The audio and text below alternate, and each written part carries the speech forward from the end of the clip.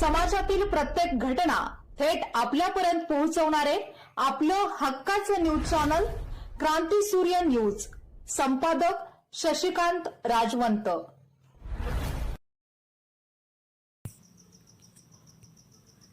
हिंदवी स्वराज्याचे गुप्तहेर प्रमुख शिवनेत्र बहिर्जी नाईक यांच्या पराक्रमाचे स्मरण करत मंगळवार दिनांक 25 ऑगस्ट रोजी खानापूर तालुक्यातील बाणूरगड येथील त्यांच्या स्मृतीस्थळी स्मृतिदिन व मानवंदना कार्यक्रम पार पडला। एमएम ग्रुपच्या वतीने आयोजित या कार्यक्रमात बहिर्जी नाईक यांच्या स्मृतीस्थळी अभिवादन करून त्यांच्या शौर्याला मानवंदना देण्यात आली। यावेळी माजी खासदार संजय काका पाटील, विद्यमान आमदार सुहास बाबर, माजी आमदार धनंजय महाडिक, ॲडव्होकेट विद्याताई सचिन मोटे, एमएम ग्रुपचे संस्थापक अध्यक्ष मोहन नाना मदने, पैलवान अजितभाऊ गुजले, आटपाडी तालुका युवा नेते प्रमोद भोसले, पाचेगाव सरपंच पप्पूभाऊ करचे, पैलवान राहुल माने, सामाजिक कार्यकर्ते प्रदीप मदने, अरविंद कुरणे, पैलवान राहुल रुपन्नर, अनिकेत उर्फ चिकू मोरे, रवी गुजले, आरपीआय पोलीस तालुका कार्याध्यक्ष अमरजित राजवंत, युवक आघाडी अध्यक्ष अविनाश काळीबाग, उपाध्यक्ष यशबाबा येवळे, डॉक्टर बाबासाहेब आंबेडकर स्मारक संघर्ष समिती पलूस तालुका अध्यक्ष सागरभाऊ कांबळे, सूर्यकांत सावंत, कमलेश सावंत यांच्यासह एमएम ग्रुपचे सर्व पदाधिकारी व विविध क्षेत्रातील मान्यवर व्यक्तींनी बहिर्जी नाईक यांना अभिवादन केले। शिवभक्ते सुदर्शन शिंदे व अभिजित कोळी यांनी बहिर्जी नाईक यांच्या कार्याचा इतिहास उपस्थितांसमोर उलगडला। छत्रपती शिवाजी महाराजांच्या हिंदवी स्वराज्याच्या उभारणीत बहिर्जी नाईक यांनी बजावलेली महत्त्वपूर्ण भूमिका, त्यांचे गुप्तहेर कौशल्य, धाडस, बुद्धिमत्ता आणि स्वराज्याप्रती असलेली निष्ठा याविषयी वक्त्यांनी मार्गदर्शन केले। बहिर्जी नाईक यांच्या पराक्रमाची गाथा नव्या पिढीपर्यंत पोहोचवण्याची गरज असून त्यांच्या कार्यातून आजच्या तरुणांनी प्रेरणा घ्यावी असे आवाहन यावेळी करण्यात आले। इतिहासातील अशा महान व्यक्तिमत्वांचे कार्य समाजासमोर मांडणे ही आपली जबाबदारी असल्याचेही वक्त्यांनी सांगितले। कार्यक्रमाला समाज बांधवांसह महिला भगिनींची मोठ्या संख्येने उपस्थिती होती। स्मृती दिनाच्या निमित्ताने रक्तदान शिबिराचेही आयोजन करण्यात आले। सामाजिक बांधिलकी जपत अनेकांनी रक्तदान करून या उपक्रमात सहभाग नोंदवला। दरम्यान बाणूरगड जिल्हा परिषद शाळेतील विद्यार्थ्यांनी सादर केलेल्या विशेष उपक्रमाने उपस्थितांचे लक्ष वेधून घेतले। विद्यार्थ्यांनी मूक व सांकेतिक भाषेच्या माध्यमातून उपस्थितांनी सांगितलेले शब्द ओळखून दाखवले। विद्यार्थ्यांच्या या अभिनव सादरीकरणाला उपस्थितांनी उत्स्फूर्त दाद दिली। इतिहासाचे स्मरण, सामाजिक बांधिलकी आणि विद्यार्थ्यांच्या कलागुणांना व्यासपीठ देणारा हा कार्यक्रम उत्साहपूर्ण वातावरणात संपन्न झाला। यावेळी जिल्ह्यासह इतर भागातून विविध क्षेत्रातील मान्यवर व समाजबांधव मोठ्या संख्येने उपस्थित होते। त्याला मी बहिर्जी नाईकांना विनम्र अभिवादन करतो।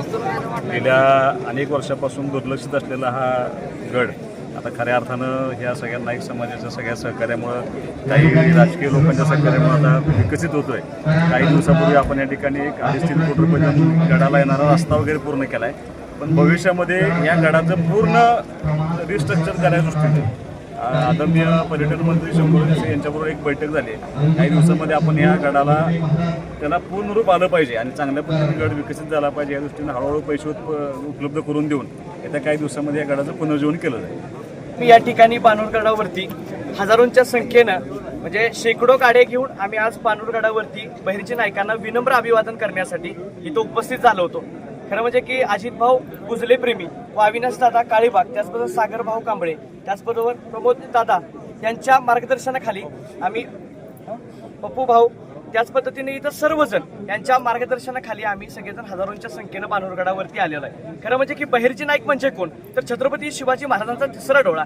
बहिर्जी नाईक म्हणजे ज्या छत्रपती शिवाजी महाराजांनी 350 पेक्षा जास्त किल्ले कमवले, एवढंच नाही तर संपूर्ण हिंदुस्थानात जरब बसवली आणि अटक ते कटकपर्यंत हे मराठ्यांचं साम्राज्य वाढवलं। त्याच्यामध्ये सगळ्यात मोठी आणि महत्त्वाची भूमिका कोणाची होती तर ते म्हणजे बहिर्जी नाईकांची होती, लक्षात ठेवा। आणि त्या बहिर्जी नाईकांना विनम्र अभिवादन करण्यासाठी आम्ही बाणूरगडावरती सर्वजण उपस्थित झालो होतो। खरं म्हणजे की बहिर्जी नाईकांचा उल्लेख सातत्यानं खरं ते इतिहासाच्या पत्रामध्ये, त्याच पद्धतीने छत्रपती शिवाजी महाराजांच्या साहित्यामध्ये वारंवार उल्लेख आढळत असतो। आणि या भूमीला महत्त्व ह्यासाठी की ज्या बहिर्जी नाईकांनी भारताचा सगळा प्रवास पायी केला, घोड्यावरून केला, इतर अनेक साधनांनी केला, परंतु त्यांचा शेवट जर कुठे झाला असेल आणि त्यांचा मृत्यू कुठं झाला असेल तर ते म्हणजे बाणूरगड आहे, लक्षात ठेवा। आणि ते म्हणजे हे पवित्र ठिकाण आहे। आज आपण जिथं उभा राहिलेलो आहे ते म्हणजे त्या ठिकाणी बहिर्जी नाईकांची समाधी आहे। मला एवढंच सांगायचं आहे की ह्या कार्यक्रमाचं वैशिष्ट्य म्हणजे की ह्या कार्यक्रमाला सगळ्या जाती धर्मातली लोक आणि बहुजन समाज जास्तीत जास्त संख्येने उपस्थित होता।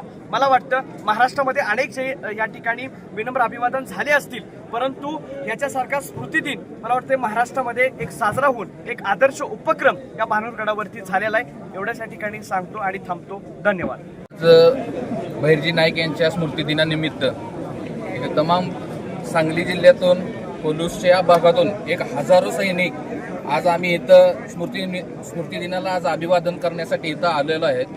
आज आमचे अजितभाऊ गुजले प्रेमी असतील, प्रमोदभाऊ भोसले असतील, इथले आमचे सागरभाऊ कांबळे असतील, परवा राहुल माने असतील व इतर सर्व कार्यकर्त्यांच्याकडून पप्पूभाऊ करचे असतील आमचे मित्र, यांच्या समवेत इथं हजारो कार्यकर्ते बहिर्जी नाईकांच्या इथं स्मृतीला अभिवादन करण्यासाठी इथं हजर राहिले आहेत. यांच्याबद्दल मी सर्वांच्याकडून हार्दिक असे अभिनंदन करतोय आणि ह्या गडाला एक प्रशासकीय दर्जा मिळावा अशी मागणी आमच्या रिपब्लिकन पार्टी ऑफ इंडियाच्या कडून करतोय. एवढं थांबतो. जय भीम, जय शिवराय. ज्या रक्तातनं आणि ज्या हाडातनं जगदंब जगदंब आणि शिवाजी शिवाजी हे नाव ऐकू येईल.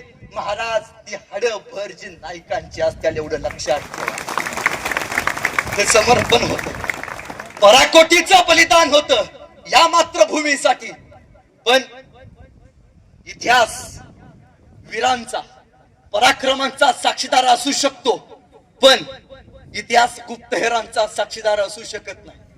इतिहासानं तलवारींचा इतिहास लिहिला, तलवारीला शृंगार इथला इतिहासानं घातला, पण गुप्तहेरांना मात्र इथल्या इतिहासानं कायम डावलती बाजू दिली. इतिहासात बहिर्जी नाईकांचं आतापर्यंत एकही चित्र कुठेही बघायला मिळत नाही. का बघायला मिळत नाही? बहिर्जी नाईकांची इतिहासात फार कमी बातमी बघायला मिळते.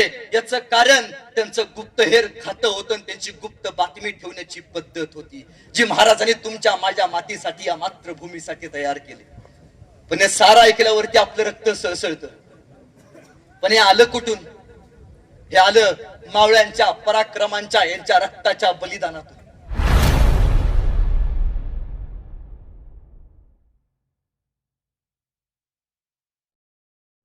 क्रांती सूर्य न्यूज, संपादक शशिकांत राजवंत. सबस्क्राईब करा,